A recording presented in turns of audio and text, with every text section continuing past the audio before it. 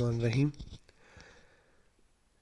इस लेक्चर में हम अकाउंटिंग वाचर्स के अंदर एक तो ऑप्शंस देखेंगे कि अकाउंटिंग वाचर्स के अंदर हम सेल और परचेज रिटर्न किस तरह से कर सकते हैं।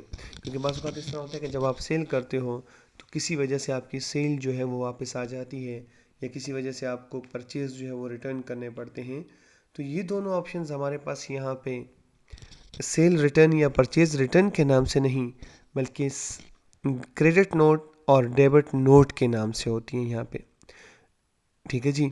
तो क्रेडिट नोट और डेबिट नोट क्योंकि यहाँ पे ऑफ आ रहे हैं, तो पहले हम इसको ऑन करवाते हैं।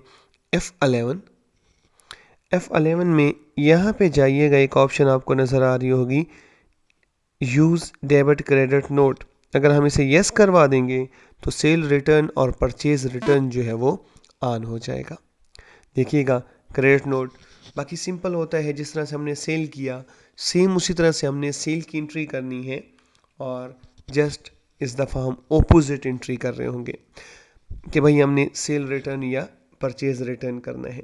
इसका एक इजी मेथड आपको बताता हूँ कि सेल रिटर्न या परचेज रिटर्न आप कैसे कर सकते हो।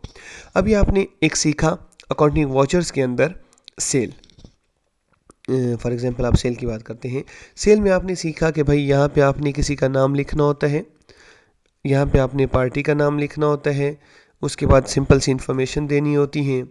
इन्फॉर्मेशन के बाद आपने यहाँ पे अकाउंट सेलेक्ट करना होता है जिसमें पैसे आ रहे हैं, और यहाँ पे आपने वही सिंपल सेल की एंट्री जो है, लेकिन ज़हन में ये रखना है कि ये वापस आ रहे हैं। इसको हम थोड़ी देर बाद इसी सेल को कन्वर्ट करेंगे डेबिट नोट या क्रेडिट नोट के अंदर। 120 आइटम उसके परचेजेस हमने लिख दिए, और ये लिखने के बाद सिंपली यहाँ आइएगा और क्रेडिट नोट पे क्लिक कर दें।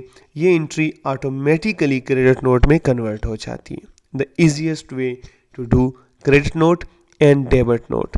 और अगर हम यही चीज़ परचेज़ की एंट्री करें और परचेज़ की एंट्री के बाद डेबिट नोट पे क्लिक कर दें, तो डेबिट नोट और क्रेडिट नोट आपके यहाँ पे क्लियर हो जाते हैं। The easiest method to clear credit note and debit note. उम्मीद है इंशाल्लाह आपको समझ आई होगी। यहाँ तक इतना ही।